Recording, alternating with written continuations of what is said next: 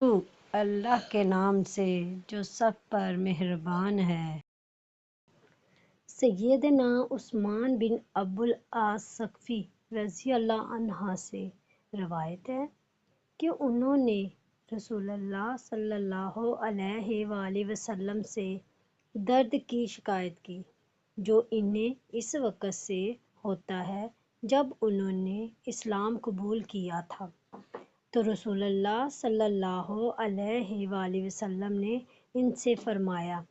جسم میں جس جگہ درد ہوتا ہے تم وہاں اپنا ہاتھ رکھو اور 3 بار بسم اللہ پڑھو اور 7 بار یہ کہو، اعوذ باللہ وقدرتہ من شر ما اجدر واحذر۔ میں اس چیز کے شر سے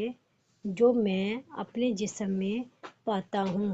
اور جس کا مجھے ڈر ہے،